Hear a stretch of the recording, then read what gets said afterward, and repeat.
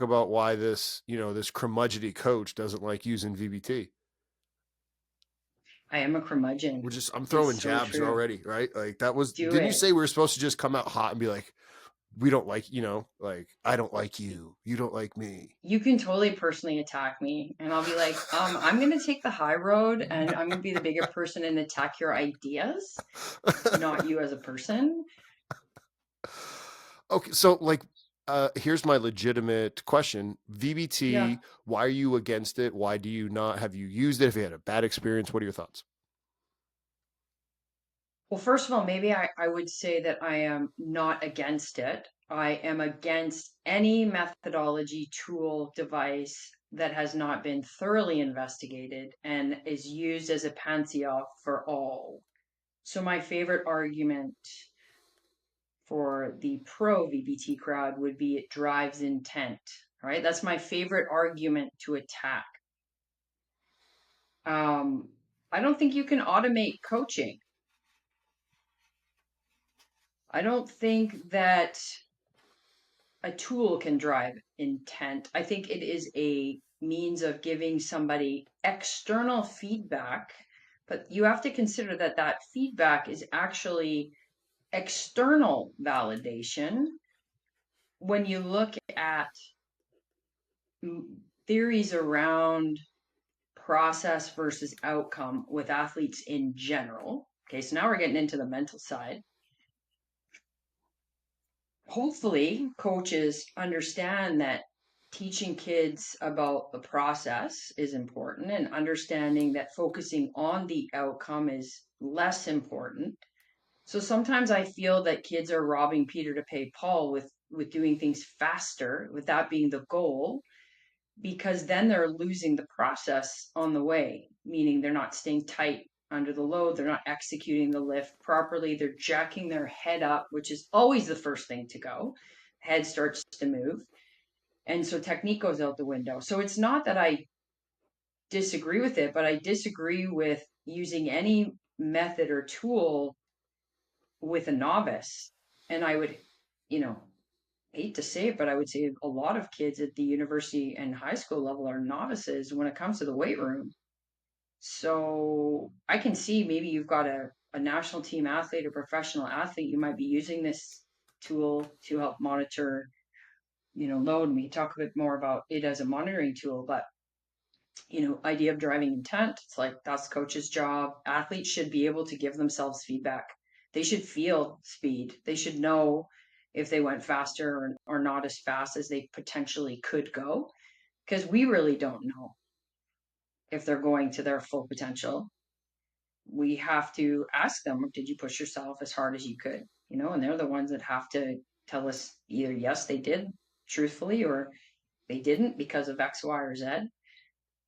So that's sort of my general overview. I know that's a lot, um, but I try to avoid anything that promotes a lot of external validation. And I want kids to be able to internally validate their performance.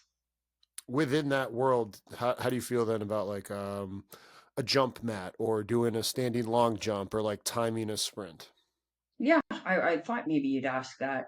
I think, again, measuring things is not necessarily a bad thing. I mean, I teach a measurement course at the university. I'd be a complete hypocrite to say that testing doesn't have its place and doesn't have its place in giving feedback. But what I'm not seeing enough of is this integration of using the technology. So let's take we're timing a 40-yard dash because it's combine season. So maybe we'll talk about that.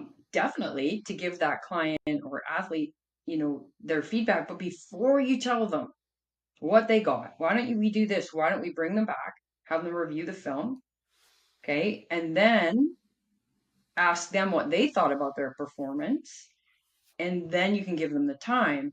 Because if you don't educate them and involve them in the process of executing a skill or a drill, they won't have context. So like I'm not seeing that it's maybe used enough as a teaching tool, but then again, I'm not a fly on the wall in everybody's gym that's using VBT.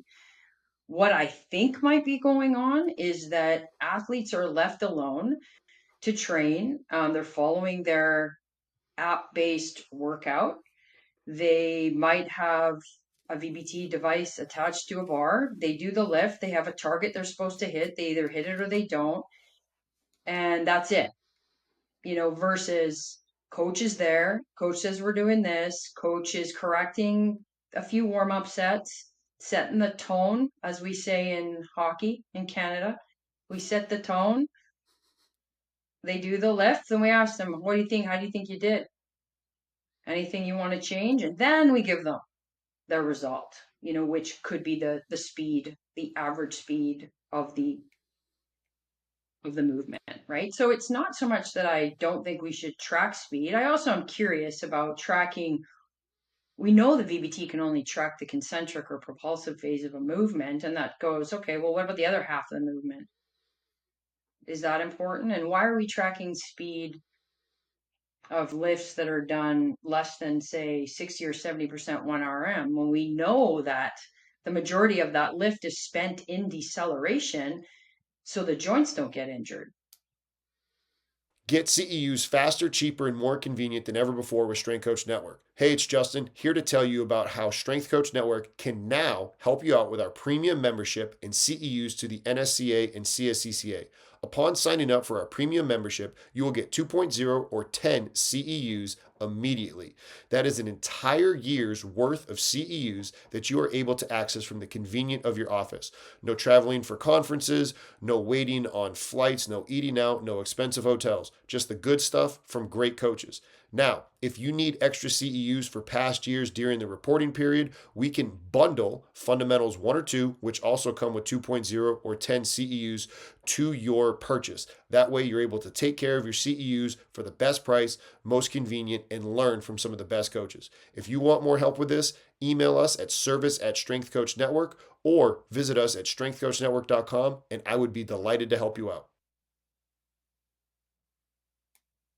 So those are just a couple of my questions.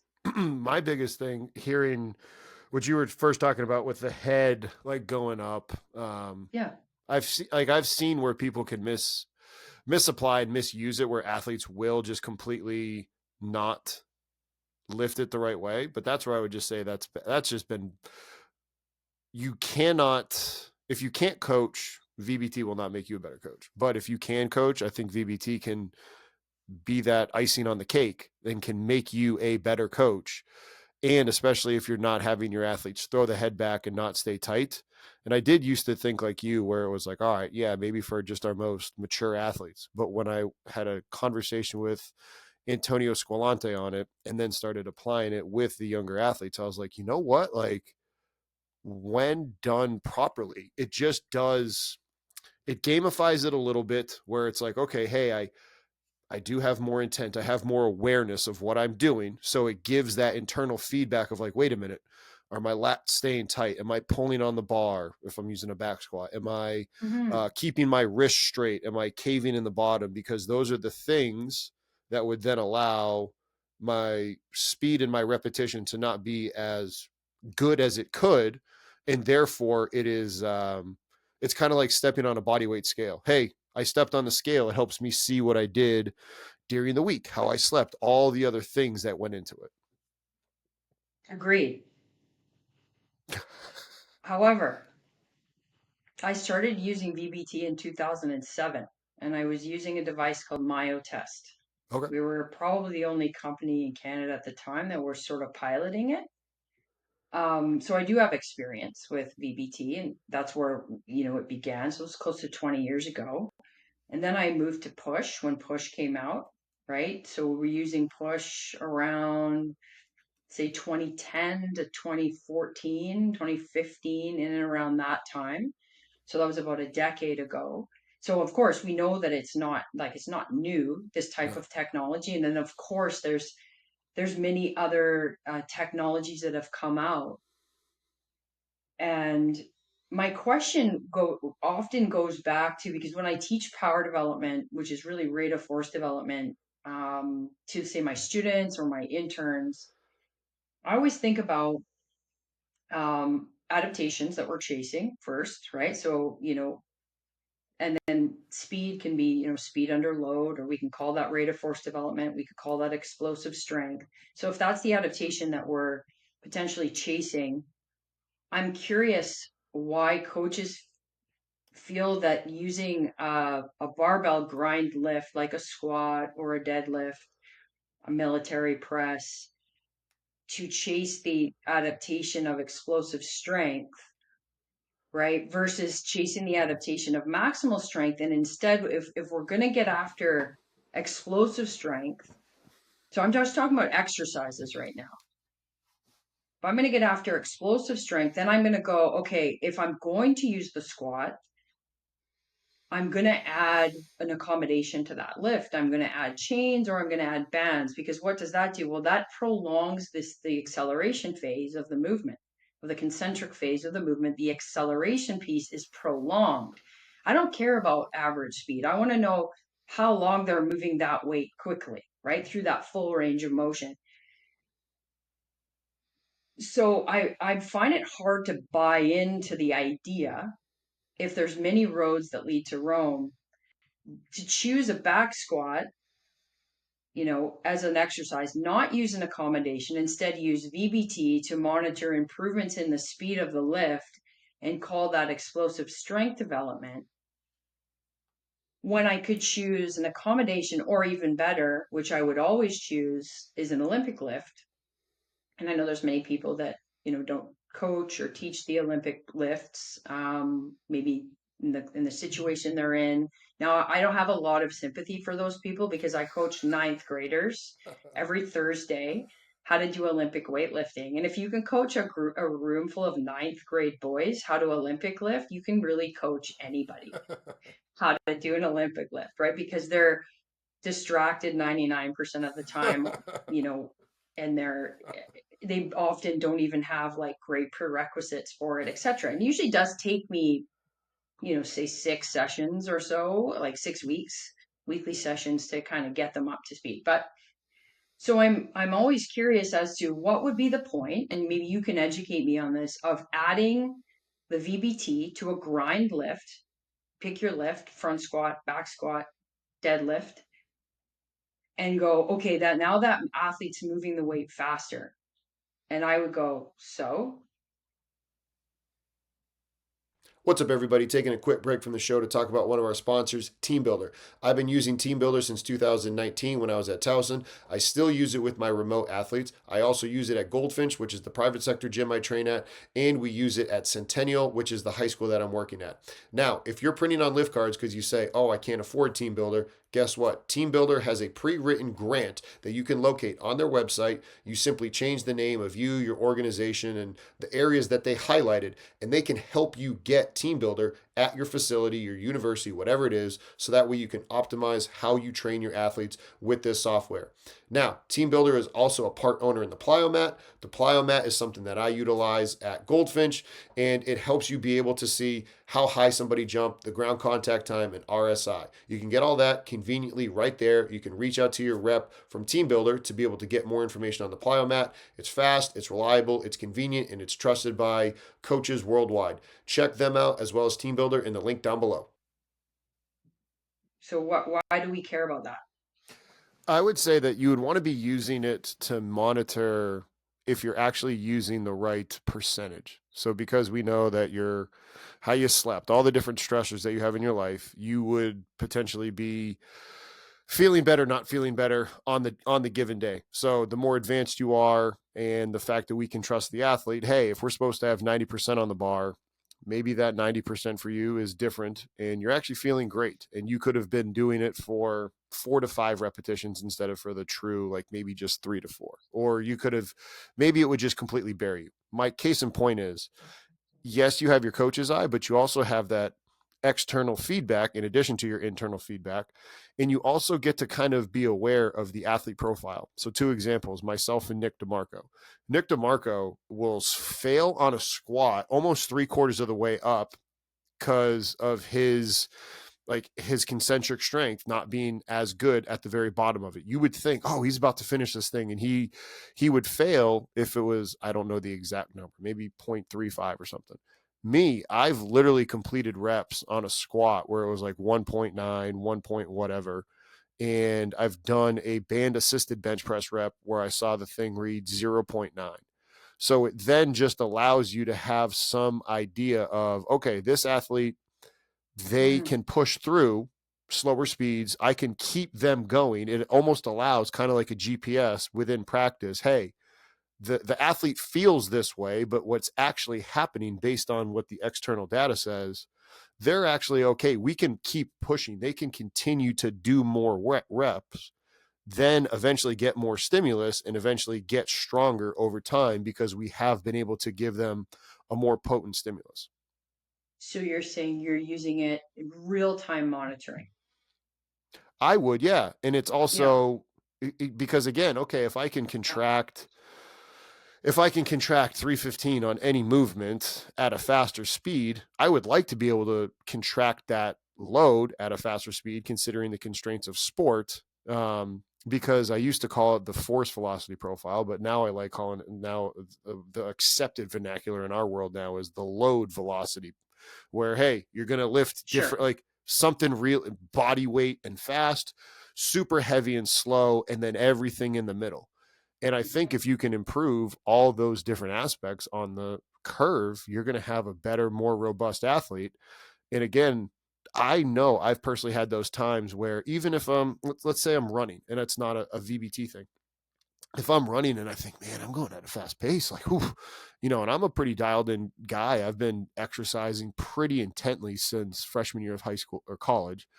So that's '05, maybe '06. So coming up on 20 years. And I'm like, Mhm. I went for a run Tuesday, didn't have my watch on. So I didn't know what my pace was, but I was like, oh, it feels like I'm going kind of fast. And I've had those times where I have my watch on. I'm like, man, I feel like I'm going pretty fast. And I look at my watch, I'm like, son of a gun, that's a 9-minute pace. Like, that's not fast at all. Like, but I felt like I was going fast. So having that feedback of like, wait a minute, you're not going as fast as you think. You need to speed it up. That then gives me a better potent stimulus because now I'm running faster. Now my lungs are doing their job better and my heart, right? So all the things. So you're using VBT as a means to kind of educate the athlete in what they're capable of doing, maybe that day, and also if they're not quite getting to where you need them to be, that they're going to try to explore them Yeah. as a target. Yeah. Yeah, I totally agree with that. I just think that when you look into let's say the literature, whether it's blogs, which blogs can be very good, right? Because these are practitioners writing, or the research articles that we can read just about sort of how we, monitor acute fatigue or even chronic fatigue. It just seems that like the coach needs to collect, like for it to be valid data, like many, many data points plotting, the velocity against the percentage of 1RM, or the, like as you say, the load, and then produce a curve every single time. And this is where I just, the practical mind goes, okay, maybe what people are blogging about or writing about in the literature is not pragmatic, is not solution focused. And what you're suggesting, Justin, is that we need to educate the next generation of coaches that are using this technology how to do this type of work you're doing, um, in a more simple way, but yet still making sure though that the data that you're getting is valid. From, because if you really dive in and you read the literature, or you read how testing needs to be done in order to determine particular loads, it's actually quite comprehensive. I mean, I bet you if we surveyed your entire readership on even who does 1RM testing, most of us would go, nobody does. Like, let's just all be honest here, because nobody has freaking time to test every single lift. So what do? We build in the workouts, like workouts where we push kids harder. Then we get data from the workouts and we go, okay, based on what you did today and the fact you failed at the end of the lift and you did 4 reps, well, your 1RM predicted based on your performance is roughly this, and it's gone up, and we're going to work with this, right? But I guess what I'm seeing with VBT in the literature is that they're not doing a great job of simplifying how it can be used. at least in the research side of things, on the research side. And then what's challenging for me, who lives between academia and practice, I'm probably more on the practice side, to be honest. I go, okay, I read a blog, and then I go, oh, well, that sounds like too simple and not valid. Yeah. Do you know what I mean? Like it sounds like a bit like you're winging it. That's where I'm kind of at. And that's where I kind of poke holes and I criticize a little bit, not because I don't think the speed at which you move something, if it can tell us some information around fatigue, Yeah. right? Because we know that as an athlete gets fatigued, their muscle shortening velocity changes, it decreases. We know Yep. that's 1984. I think is the first paper ever published It's in that acidic. area, It's right? an So, acidic environment. Yeah. yeah, right. Yeah. So I guess I think what people need to learn, and maybe you can talk about people you follow or stuff that you do to help this next generation or new coaches really use it well. I have a pro athlete I'm working with right now who in college was encouraged to use it and get encouraged to sort of compete with it. And this pro athlete has told me like every time we did VBT based deadlifts, our backs were killing us. And so it's not the VBT. You and I Yeah. know that. I'm not like VBT equals back pain. No. VBT might have been that the coach has left these athletes to their own devices. They're competitive. They're letting their form go. Yeah. They're not holding tension. That's where I would say too, like, here's another really good, simple way to use it that I've done, and there's research on it as well. But Mm-hmm. the use of velocity loss, and that has been one of the biggest Yep. things for me learning from the people at Vitruve, was how to program for velocity loss in a set rather than like a certain number of reps. And so let's say you could set the velocity loss threshold higher, so allowing more of a velocity loss for more repetitions in a set, and that would be able to encapsulate, I don't know if the word encapsulate, it would be able to take into account the fact that, you, Carmen Bott, okay, let's say that we think that doing a set of 10 reps at 75%, we both know that that's heavy towards the end, but, realistically, you could do 12, 13, 14 reps. What's up, everybody? Taking a quick break from the show to talk about one of our sponsors, Hawken Dynamic. I've been using Hawken Dynamics ever since I was at Towson. Still utilize it today when I'm at the private sector at Goldfinch. Even brought the plates from Goldfinch over to Centennial to do some force plate testing with the football team there. We've done force plate testing with other high school athletes. It is something that you need to get. If you want more help with it about how to practically use it and you want to reach out to us, feel free to reach out to us at service@strengthcoachnetwork.com.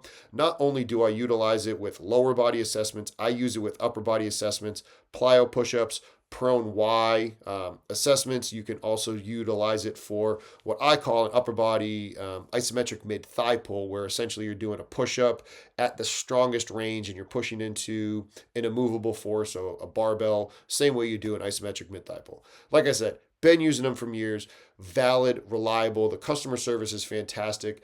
Go check out Hawken Dynamic in the link down below, and you will not be disappointed. And so now we know, okay, that's going to be a moderate set. But now if we start pushing that 1RM closer to 80% and we say, hey, you're doing 8 reps, okay, ideally you're working that 8th rep, ninth rep, depending on who you ask, shouldn't happen. They say 80% is 8 reps. Now, instead of programming that, if I wanted to push the needle and my athletes were feeling good, I could set a velocity loss threshold that would then account for the fact that, hey, if I put that 80%, they could be, if they haven't hit that velocity loss, they can still keep going for that 9th rep, 10th rep. The same way if you do velocity loss, not only intra set, but inter set. So, hey, what is my set 2? I hit this speed. And we haven't dropped off from that speed. So the athlete is still fresh. So we can still maximize all the training gains of that day because they have not exhibited the fatigue that we thought that they might. No, I agree, and I've read actually a lot of that website. I put together a presentation about a month ago on sort of criticizing and talking about the merits of VBT. And one of the two questions that I had just based on their work, and I actually do love that. I love this idea of like a fatigue, like a decrement, right? Because if you were doing repeat sprint training with your athlete, right, and they were running like a very simple workout that I do with football athletes is they run 10 yards out, 10 yards back, right? And then they rest. And usually I put them in groups. So the rest is just sort of built into the number of kids in the group. And let's say we had GPS on each kid because we had millions of dollars. And so we did that. But you're right. Like, let's say their first like 10 yard there and back was like, we'll just make it super simple, 3 seconds. And then by their like usually close to season, I'll have them work up to 25 rounds of that, right? No breaks in between. Oh, well, no, there could be. It depends on the prescription. Sometimes we'll do five, like the serial method. We might do five, a little rest, five, a little. But there's right breaks. Yeah, they run there and back. Next person goes there and back. Next person goes. So by the time that first person gets back to the front again, they've had recovery. Yep. Okay, they've had recovery, like maybe 30 seconds of recovery or something like that. So 3 seconds of work, 30 seconds of recovery. So people that are listening can follow that. But let's say I'm over 25 rounds, I'm monitoring their speed, right? And I'm monitoring this idea of a decrement. I like that. I love it. Theoretically, amazing. And that would be considered just a repeat method of intervals. So that would be no different than doing one set of 25 reps of bicep curls, just to make it really simple. That's a And 25 because it's reps, the best right? exercise ever. Totally. However, the challenge with fatigue decrements is twofold. One, we don't really have any normative data, so we are just sort of trying stuff, which is fine, but that just means that practitioners need to share more. Like, what is an acceptable amount of drop off in velocity? Exactly for every single lift at every single intensity based on all these types of athletes and all these types of sports. Because I'm going to tell you right now, Justin, like my wrestlers would have beat everybody at everything because they were just like mutants, super super strong, super powerful, and ridiculous endurance. Right? They're like hybrid, like rugby sevens kids, right? Whereas you get a football player, you're going to see probably like, especially if they're a twitch monster, probably a bigger drop off in speed. So there's that. There's the no norms.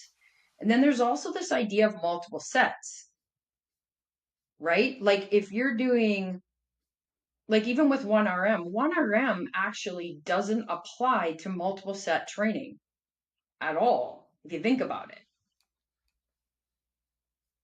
So how would VBT using this method apply to multiple set training? Like, would you change the velocity loss ranges for every set? What I am trying to say today is that I don't believe for 1 minute coaches work hard enough to do this well. And I'm going to sound like a complete, I don't think that, because if you imagine a real, like a weight room full of like 20 athletes at any given time, are we really thinking that strategically about multiple sets, velocity loss for every single kid, for differences for every single sport? That just seems like a lot of work. True, and that's where you can start to be able to build out your own. Like you're almost making the case for getting VBT based on the fact of knowing your own athletes. Like you just said, it's almost like you are almost making the case for it because you're like, okay, our kids, we would be. You could have a bunch of grinders that okay. So I'm mumbling because I was trying to find the ebook that I had where with Vitruve the algorithms that they have and why their accuracy has been as high as it is from the different research is because it's based off of other research of bar speeds to make that normative data of like, hey, this is when things are going to end. And that's why it's been so reliable. And what I'm saying is, okay, if even at Vitruve, if they say, okay, 0.32 is where most squats are going to fail. And like you're saying, okay, no, my wrestlers, we're 0.8. Like they can, boom, they don't care. They're a bunch of grinders like Lima. They ain't strong, but they're type 1. But like that's where you're going to then be able to create that profile for your team And you can have it where you said it, okay, Justin Lima's up, I go to squat, all that data then gets tracked. You can API it back into your software. So now you can create that profile for your team. And on your back end, when you're sitting at your desk as a coach, now you can start figuring out, okay, now I better understand my team. Now I do have the time to, if you're sitting out at practice, you're in your head football or head basketball or whatever, and like you said, be at practice, but okay, there's probably some drills that you don't need to be there. Have your laptop there. Start figuring out, understand the profiles of your team, understand where their speeds are. So that way you can then start tracking it and understanding your own group of athletes and understanding it for the different movements. Because for the longest time, people always just accepted like, oh, well, whatever speeds work for squat, they should probably work for bench. Well, no, it's a shorter range of motion, right? We have to accommodate that. And same thing with a snatch versus a clean, or a snatch versus a squat, because you have a longer range of motion to continue to propel the bar. What's up, y'all? Taking a quick break from the show to talk to you about another one of our sponsors, Vitruve. I've been utilizing Vitruve for a while now, and I absolutely love the convenience of this app. The encoder is at a price that you cannot beat compared to the competitors. Also, I don't personally like the camera apps. I've known that they continue to break down, and I really enjoy having this encoder attached directly to the bar. Vitruve does that. Not only does it do that, but it'll show me velocity loss during the set, shows me average velocity, all of it right within the app. Not only that, for the app on the individual athlete, there's a Vitruve Teams app where now, as the coach, I can see all the results from my athletes. I can API that into my TeamBuildr, and now everything that I'm trying to do, get better competition, better intent in the weight room, I am able to do with Vitruve. If you want more information about them, click the link down below, or you can ask us questions directly at service@strengthcoachnetwork.com, and we would love to answer those questions for you. So that's where I was saying, like, it can really work to your own benefit, which is, again, another thing, a side story.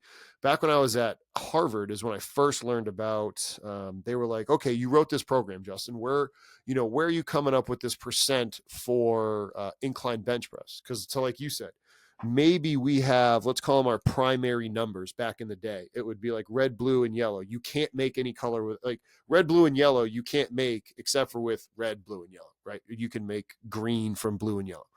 Where I'm going with this is, back in the day, it was, let's go squat, bench, deadlift, and clean would be like your main four movements. And for us, it'd be like, okay, incline bench press was 80% of your bench press max, was your incline bench press max. And in Excel, we would take equals, bench press cell multiplied by 80, make that parentheses, and then take 75% of that, right? Mm-hmm. And then, okay, well, that was good, but okay, what if me, Justin Lima, is a really good bench presser, but I'm actually shit at incline, but you, Carmen, you're actually way better at incline than it is. And so it kind of disrespected you, right? And it didn't work. Well, then a company like TeamBuildr comes along where you can program an exercise, it can track 1RM, and it can adjust your 1RM based off of how. So now you don't have to worry about having a cell on an Excel document to track it all. And so again, I think the same thing can happen with, if you do have the device and you do start to utilize it as obsessively. And I think this kind of goes back full circle to what you said with, if you're not being a good intentional coach, when you're not coaching your athletes, that you're not still doing the thing and still being at practice and still looking and trying to learn and being a great practitioner, or if you're allowing your athletes to throw their head back, or it just doesn't matter because we're just like, yeah, you're equally as bad. Yeah, I love it. And I think the new frontier then for the user friendliness of VBT would be to have something like TeamBuildr, right? I use TeamBuildr as well. You know what they've done for 1RM, they could do that for VBT, where we put in optimal velocities, or an optimal or an ideal sort of range of loss of velocity, or a number. And then again, it can update maybe some of the metrics that we're using to prescribe to each kid, to each athlete, and then within the sport that they're working in, right, based on the physical attributes that are required for that sport.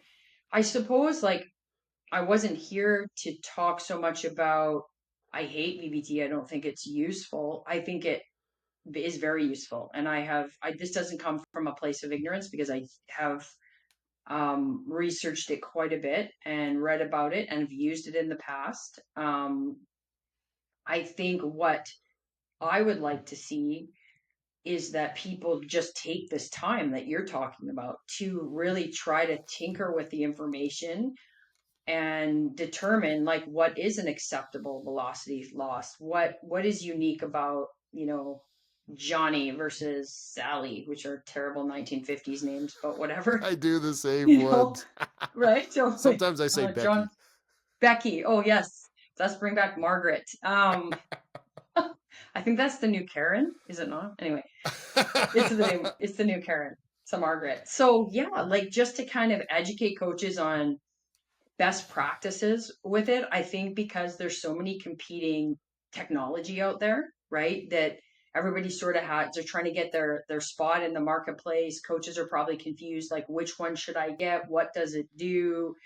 It's like going to, Best Buy and buying a PC, like a laptop, right? Like you kind of need to know your specs before you walk in, because you're going to get fleeced if you don't. Like they're going to sell you something either you don't need, right? Or it's not useful for your particular setting that you're in, right? Like I know, like because I work in a high school setting now, and a lot with, I do have professional athletes I train, but I always think about like applying stuff to like the ninth grader, and I hate to say this, but the ninth grade boy, and I'm a mother of a ninth grade boy, so I'm allowed to say this, right? Where they're like, Hold on, you bro, said you were going to attack me, not.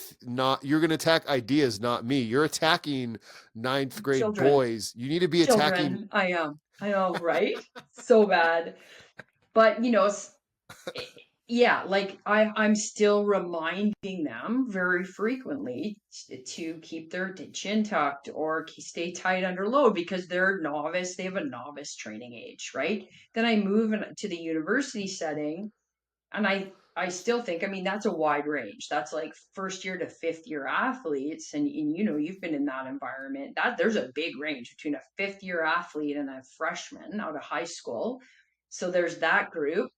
So we need to accommodate all of that. And then, of course, at the professional level or national team level, if athletes end up that far, I think it becomes easier to use this type of technology, because a few boxes are checked, right, around the technical proficiency and even their ability to grade their own performance on a particular task or exercise, right? And so there's that, and then coaches need to decide, like if they have a budget, like what am I going to be spending, my money on if I only have this much money? Like is it more important to buy like a bunch of sleds, or is it more important to buy this type of technology? And I'll go on a bit of a soapbox. I think this is what's happening in the industry of strength and conditioning, whether people are in private practice or they're in a university setting or a high school setting, is that coaches are, enamored by a lot of new tech that's coming out. I mean, as we know, force plates are a big thing, but like they can't do very many things. If you think about the amount of money we spend on force plates and what they can actually give us is fairly minimal, compared to if you bought a power rack with a bunch of bumper plates. Like, you know what I mean? If when it comes to budget, it just feels a bit like the shift is we need all of this technology to do our job better. So I go, okay, this is informing us of quite a bit in the weight room, right? This VBT is informing us of quite a bit in the weight room. GPS informs us quite a bit about what goes on the pitch. But I've trained national team athletes that have won world medals in different sports that I've never had the budget, because our national sport body couldn't afford. I couldn't even, Justin, like, I didn't have a gym to train the wrestlers in at one point. Like, yeah, it was crazy. And so we had to improvise, and we had to do all kinds of things. Like when I see a gym, like I would get data from our NSO, which is our national sport organization, on their testing data, say on a bike, like a lactate type, like testing, like critical velocity type testing. And then they'd be like, okay, this many workouts under this threshold, this many workouts above. But the thing is, I can't prescribe any of that without these particular bikes, of which we didn't have. So then what I would do is I was like, okay, what's lacking in this athlete based on testing? And okay, cool. I have like 400 stairs. We're doing that. And so we would do our conditioning on stairs, right? And we would go to the gym and we would squat heavy and we would do cleans and military presses. And we would do as little as possible so that way they were fresh enough to go to practice and they would wrestle with phenomenal wrestling coaches. And then they would taper properly because the coaches were very good at that. And then they'd go and they'd compete at a world level and they'd win medals. These are Americans and Canadians. And I didn't do any of this stuff because I didn't have it. So then my last argument would be like, why does this matter? Like, does it help us? Does it help kids win? Like, do people go, oh, I won like the NCAA championship in football because we did VBT? Like, what amount of impact does this type of device have? I would say that, Especially, I mean, football maybe because it's a strength power sport, but like, what if you're dealing with like a rowing team, yeah, I mean, right? that's where I would feel like most or most athletes would never be like, oh yeah, we won. The mental toughness drill was not the reason that they performed well on fourth down. They're not going to say, oh, back squatting, bench pressing was the reason that I performed well at the end of the game. But if this is a tool that can provide a better stimulus that can help with the general robustness of the athlete, then it is a tool that I believe is worth using. Just like you said, like, okay, back then when you were talking about having those athletes, chances are they might have been more locally popularized. Like, okay, Nebraska back when they were playing football in the 1990s and Notre Dame, they had more of the local talent because everybody wasn't going to the other places. Then when the talent Mm, spread out, then they had to find different things because when you had just the best athletes in the world, anything you do is going to help them. But these yeah. tools can then help gain and wring the most talent out of certain individuals. Um, I would almost liken it to say you don't nobody would serve you a birthday cake without icing on it. The icing doesn't isn't what you want on the cake, but it definitely makes the cake better. And so that's where again it can just Yeah. make your coaching and your It everything, if informs you're your already a good practice. coach, a Yeah. better version of it. And Yeah. that's why, again, getting to your point of like, all right, if coaches don't know where to go and what to get, that's why I've only strategically aligned with companies that I've know, like, trust, and used myself, and will then tell coaches like, hey, it is the best price out there for you because I've been in your shoes. I got Hawken Dynamics without because I was in a world, Carmen, where part of the reason why they didn't like me at Towson was they wanted to buy new bumper plates. We had perfectly fine bumper plates, but they wanted new bumper plates because the new football coach wanted it. I go, my assistants are being paid minimum wage and you want to spend money on bumper plates, but you're asking them to have a master's degree and you're paying them $15 an hour. I can't Yeah. get down with that, right? We No. weren't feeding the athletes. We didn't have a training table on our side of campus. But yes, I did want to have force plates for our return to play athletes so I could Yeah. better understand things and do better and do right by them. Well, then that's when Drake was able to work with me and we wrote we did a research study together and I was able to get it inside of that research grant. So because I've been in that situation where it's like, hey, I understand budget, you have to plan the different years. Hey, these are the devices that can give you the things that you need to do your job even better once you're a really good coach. I know the product, I like the product, I've used the product, and it can help you with your budget to get the things that you need. But I don't disagree. And I love what you said about it being a tool to give you a stimulus, right? Like I'd be a hypocrite to say like a stopwatch, isn't a stimulus, or setting up a drill where people are racing against each other is still a stimulus. And at the end of the day, our job is to ignite, right? Uh, Something in the people we're working with. And I mean, even the most motivated kids, as you know, need coaching and they need that ignition for every training session. So if there's things that we can bring in that actually facilitates that and helps with that, I think a win-win. Taking a quick break from the show to talk to you about one of our sponsors, Powerlift. I used Powerlift when I was at Harvard, Maryland, and the University of Iowa. I was also part of the staff that had the new weight room at the University of Iowa, the 32 rack, beautiful facility. I was a part of that. I also have Powerlift's equipment nowadays. Powerlift Strong, made here in the great state of Iowa in the great country of the United States. They're able to work with you on any customizations that you need, logos, height, whatever it is, the limitations that you have. Their equipment is strong. The people there, they're very good people. Check them out in the link down below. And if you have any questions on how to work with them, reach out to us at service@strengthcoachnetwork.com and we would be delighted to help. If you literally go and you type in if you go to strengthcoachnetwork.com/Hawken, you will get the things that I've advocated, and it's doing a plyometric push-up. It's doing what I call an upper body isometric mid-thigh pull, where you're putting your hands on the plate and you're pushing your back into an immovable thing. So now I'm getting max effort. You could even have like a person on top of you, I guess. You could, but then that, to me, that wasn't as valid, right? Where it's like, if I get, if I put my hands on like a bar, if I put my hands on the thing and my upper body is into a certain spot on the rack, I can then tell all my assistants, the athletic trainers, hey, set them up exactly like this. If we're talking scientific, this is repeatable methods.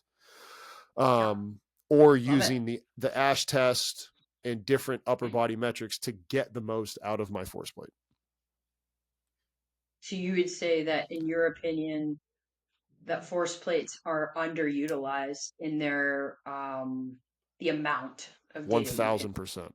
Yeah. What about the problem though that most places only have one set, and again, you got 20 kids in the room?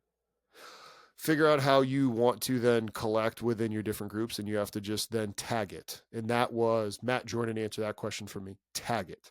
So you can then put it where it's like, okay, say I've got 20 athletes and I want to roll through certain things, and I can only put athletes in A block, B block, C block of, let's call it warm up, A block, B block, C block. Okay. I'm going to get 5 athletes in the pre, 5 each to get me through my 20. I can tag it. Hey, Carmen Bott, game day +2, A block. So then that way I know when I collected this data from you on all of this. So that's how I could be able to get my testing done and have really clean data that I can then look back on when I'm, again, sitting at my desk, by utilizing your tags better. And then you can say, okay, this is everybody. Let me sort all of my data by everybody that was pre A, B, C. Okay, let me look at Carmen. What was she like when she's here, here, here? Now I can talk with you. Got it. Love it. Pragmatic solutions. That's the way I roll. I can put the VBT on more movements than the force plates, but I will say this with a caveat. I don't think you need to put a VBT on every single movement, because let's say you're doing kettlebell swings. Let's say you don't have as many kettlebells and you've exceeded the threshold speed. Well, now what? We can't, you can now Do you care about the velocity of a back squat that's at 90% 1 RM? I do, because I could then I could take weight off or add weight to it. Yeah. For certain movements that if I don't have the implement, I can't keep measuring and can't make a change to it. It's almost like, at what point, okay, cool, I've measured it. I don't want you to go slower, but I don't have the ability to allow you to go faster. Now what? Do more reps of it at that speed, I guess. But that's the whole point of where weight training you had to actually add more weight to it so you got stronger. Yep. And you also don't always want to add more volume or repetition to the set, because now you're dipping into the fatigue category and you're no longer stimulating, you're now annihilating. Correct. That kid. So I would agree with you. Or it's like, 100%. I don't need to measure how fast someone's doing, what their hip flexor's doing on high knee runs in place. Like, why? Again, how am I going to change it? Right? So it would be the main lifts that you would use then VBT with. The ones that you said, front squat, Yeah, back your squat, grinds. reverse lunge, forward lunge, split squat, rear foot elevated, And whatever someone's would preferred you, vernacular is. okay, would you ever use VBT if you're loading that athlete less than, say, 70% 1RM? Probably not Knowing, unless I had no yeah, accommodating resistance, no. Because yeah. like I So saw why is that a thing? Like I do see that 50, 70% 1RM somewhere in there, right? There's all kinds of charts available like that tell you the velocities for those particular loads. But then we know if you're moving that light of a load, what are we getting out of that? You know what I mean? Like why do those charts I guess include? that would just then continue to be down the load velocity profile where it's, hey, we're going to surf all of these and it can help improve that little Yeah, area, which can shift it up and over to the right. So it's just that entire profile. That would be my you thing. But think my thing would be that those data points are irrelevant because the load velocity profiling captures a mean velocity, right? Not a pop 100, which tells us how fast they're coming out of the gates or the bottom of the movement. So I would argue that it's not data that would be useful in prescription because if an athlete's doing 60% of their max, they're probably slowing down at 40% of that range of motion.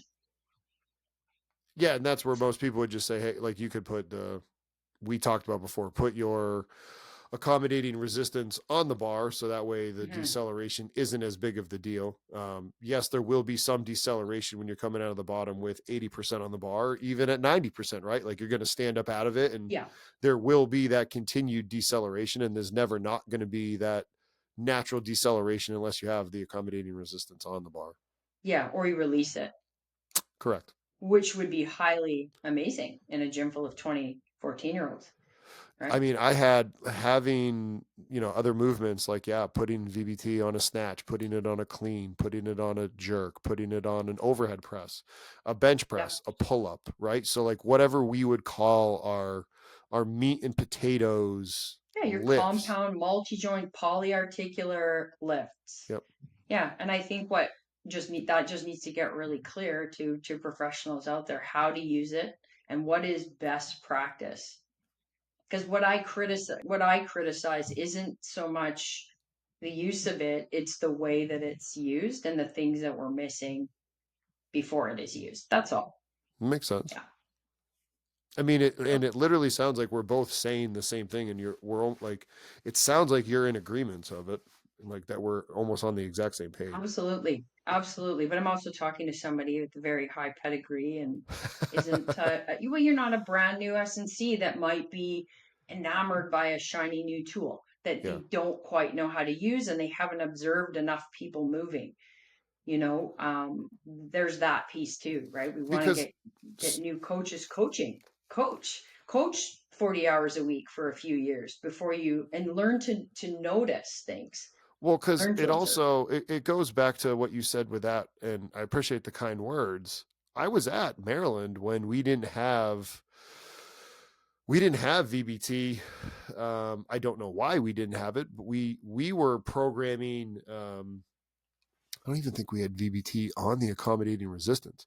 So the way that we had it is we had like chains on for the what we call team.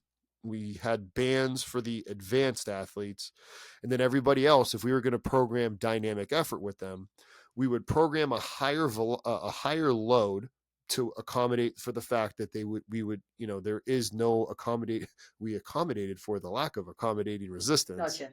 Yep. right? So instead of 50% with chains and 50% with bands, we would maybe prescribe 62, 63% straight weight, right? Knowing that it's still going to be fast, but you will be spending less time in deceleration because it is a heavier weight. We would then, for all of our athletes, I remember having a stopwatch and being like, hey, all right, you're doing these 6 reps or 5 reps in as little time as possible. Like this is that dynamic effort, that dynamic contraction that we're going for, because we didn't have something to say, oh, you moved it up 0.2 meters per second. Hey, how fast can you get these reps done to then get that short contraction that we were or the violent contraction of the dynamic effort. But you would probably choose drills that didn't have a decel phase, like a jump squat, would you not? Jump squat, or hey, let's do a propulsive bench press, a bench press throw, which I've been an Yeah, advocate for a bench yeah, press which throw I think is before. the key. Like that's not comes natural to you, but because I work with, third year, fourth year kinesiology students that are learning this stuff, that's the nuance that they tend to miss a little bit. They don't know, okay, like now I need to change the drill or change the lift in order to elicit this adaptation. So when we're really clear on what we're chasing, then the drill selection becomes more clear. And then once we've chosen the drills, then we have the prescription within that drill. Well, I think anybody that's scared of having athletes jump with 300 pounds on their back, think about the fact that athletes can leave the ground with that much weight. Like, just think about when they do a jerk. Really 100%. strong athletes are doing Yeah. that. Yes. Like, yes, they're catching it overhead, but like there is separation from the ground when they do a jerk. Oh, absolutely. Yeah. Mm-hmm. And an absorption of that force too. Yeah. Correct. Cool. Well, I appreciate you taking time to quote unquote chew the fat with me, as one of our guests had said. I like chewing fat. I also like drinking red wine while I chew fat. I'm joking. This is water with squirt. I just realized that the glass I grabbed from downstairs is a wine glass. So I thought it was It fitting. looked like you're having some cab in the middle of the day. I am totally. Excuse me, darling. Well, so I am a middle-aged mom. So this is a food group, is it not? She's got a good Thanks, old cab. Justin. Good old cab in the Totally. middle of the day, everybody. It could be an NA cab. I'm not here to judge, No, totally. Charlie, no, we're talking about. Feel amazing. Let's go. You have a great rest of the day. Yeah. Thanks, Justin. You too. Thanks for watching that video. If you enjoyed it, click right here for videos just like that, and make sure you click here to subscribe to our channel. Have a great rest of your day.